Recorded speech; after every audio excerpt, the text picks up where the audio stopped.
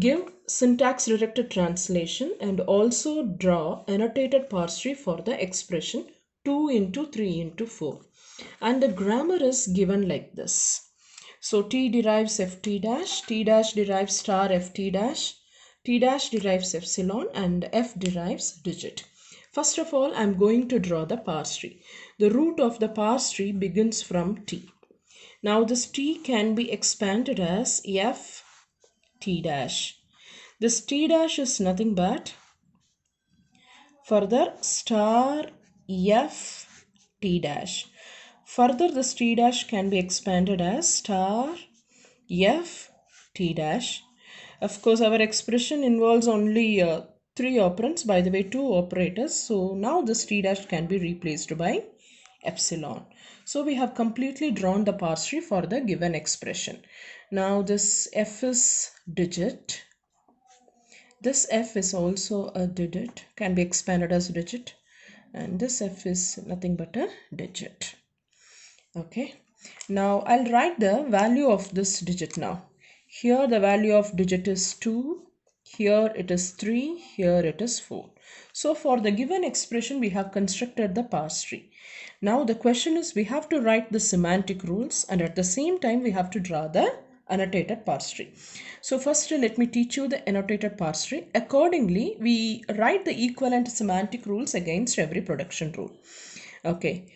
First of all, the node easily obtains a value from the lexical analyzer. So this is the first thing happening in the annotated parse tree. For example, digit is a lex value, so F, the node F, can take the value easily from the or get it supplied from the lexical analysis. So let me call the attribute at this node as value. F dot value is equal to 2. So everywhere I will write the corresponding value. F dot value, here it is equal to 3. I have drawing the edges also. F dot value is equal to 4. From the direction of the edges, we can come to know that the flow of information in the parse tree. Since we know that F is obtaining its value from the lexical analyzer, we can write the corresponding semantic rule here. So the production rule F derives digit is a production rule. The corresponding semantic rule is F dot value is equal to digit dot lex value. So we have written one of the semantic rule. Now further, how the information is flowing among the parse tree and how the calculation is happening, let us see. Okay, now once F knows its value, it is sending its value to T dash. So T dash is obtaining the value from its sibling F. So whenever the value is obtained from a node apart from the child node or apart from itself, such attribute values are known as inherited attribute, or else I can say in simple words like this. If the value of the attribute is obtained from its sibling, it becomes inherited attribute. So let me name the attribute as INH only. INH means inherited. So T dash dot inherited is equal to 2. So once the F value is determined, it is obtaining the value to here. Similarly everywhere, right? So the value flows from here also, the value flows from here also. Let us write correspondingly the semantic rule now. So first of all, let me determine here. F dot value is sending its value to its sibling.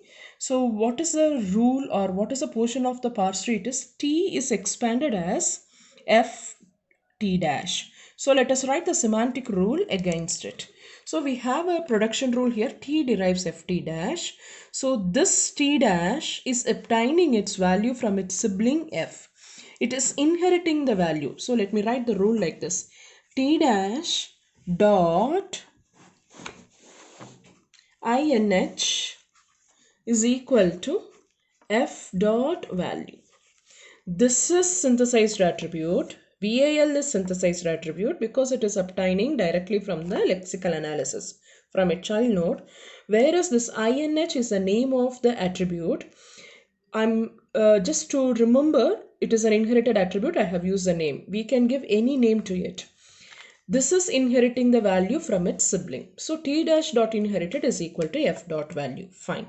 Now let's come to the parse tree now. Now this node is resolved. Now this node, at this node attribute is to be calculated. At this node, I call the attribute as inherited only. But now this node is obtaining value from its two nodes. One from the sibling and the other one from the parent node. That is why I am calling this attribute as inherited node. So t dash dot inherited is nothing but the product of f dot value and this value. So 2 into 3 is equal to 6. Similarly, in this case also t dash dot inherited is equal to f dot value, which is 4, and this 3 into 4, which is equal to 12. Right, this is how the value is being calculated at this node. Okay, now we consider this node. Just see where it is a part of the parse tree. T dash is expanded as star ft dash, isn't it? T dash is expanded as star ft dash. Again, this t dash is expanded as star ft dash. So we are calculating value at this point, right? So sorry, here I have done a mistake in the calculation. Okay, here we are calculating the value here at this point depending on this value from its sibling and from its parent node. It is in fact 2 into 3, which is equal to 6. Right? Similarly here, this node is having the value 6 and this node is having the value 4. 6 into 4, this value become 24. So how do I write the semantic rule here? So let us move on to the production rule now. The production rule is t dash derive star ft dash. We are calculating the attribute value at this node. One value is obtained from its sibling. The other value is obtained from its parent node. So just to differentiate between these two dash, let me add the subscript here. So how do I write the semantic rule? T1 dash dot, anyhow I have given the attribute name as INH only. INH is equal to f dot value into t dash dot INH. Right, simple. How we calculated, in the same way we have to write the semantic rule. So we have calculated this node and we have written the semantic rule in terms of this f dot val and t dash dot inherited. So the same thing is executed here also. Suppose you have a longer expression, it continues to execute in the same way. This semantic rule in fact is executed n number of times. It depends upon the size of the parse tree or depends upon the length of the expression. So when this instruction execution stops, this instruction or the semantic rule execution stops when t dash is replaced by epsilon. T dash is replaced by epsilon. We call epsilon as a terminal, right? The terminal is the one which stops the growth of the parse tree. So here the parse tree is stopped. So when the growth of the parse tree is stopped, whatever the value is calculated, it is stored here itself. So t dash is defined by another attribute, let it be syn, synthesized, because whatever the value is here, it is moved to the another attribute, 24. So by the way, what is synthesized attribute? The synthesized attribute is always calculated from a child node or from the node itself. So this value, whatever is generated from its sibling and from its parent, is stored in another attribute. That is why I am calling it a synthesized attribute. Why the value is synthesized only at this junction? Because t dash is replaced by epsilon, which stops the growth of the parse tree or which indicates the end of the expression. So when the rule t dash derives epsilon, what is the semantic rule? T dash dot synthesized is equal to t dash dot inherited, because this value is obtained from this variable, right? So let us write the semantic rule now. When there is a production rule, t dash derives epsilon, it is very simple. T dash dot synthesized, since it's a new attribute, the value, whatever is generated at this node, is stored in this attribute. So what is generated, where it is generated? It is generated in the attribute name inherited. So that's how we have written the semantic rule. Now one operation is pending here. Whatever is generated here, this value must be passed to its root node. What is the root node of the parse tree? It is t. From this t dash, the value must be passed to the 2. All of a sudden, it cannot be thrown to this node. First, the value should be moved to its parent node. From this node, it should be moved to its parent node. And from here, it should be moving to the root node. So correspondingly, we have to write the semantic rules also there. So how the value must be moved? Since it is moving from the child node to the parent node, we can define a synthesized attribute here. So, okay, how do we write it here? Just observe the parse tree. The rule is t dash derives star ft dash. But in this t dash, there is a synthesized value that should be moved to the root of the subtree, right? So how do we write it? So come again. So we have to write one more rule against this production rule. T dash derives star ft dash. So from here, because this t dash, t1 dash at one point is replaced by epsilon, it should be moved to its root of that particular subtree. So how do I write it? T dash dot synthesized is equal to T1 dash dot synthesized. Because the value is synthesized here, kept in this variable, that value should be passed to its root node.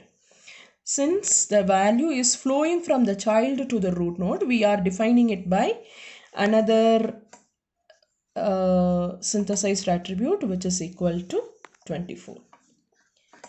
Similarly, here also I will write t dash dot synthesized is equal to 24. Right, so this is being looped. Now from here, it should be sent to the root of the parse tree. So what is the rule here? T derives ft dash, right? So let me write the rule correspondingly here. Against this production rule, we have to include one more rule. T dot synthesized, or you can give a new name also for this. T dash dot synthesized. So now t dot synthesized is equal to 24. Okay, now to conclude, I just want to tell the order of the operations. I hope this using the different color pens will help you to understand. The very first operation is f takes the value of the digit. So I'll order the rules here. This is the first operation is being taken.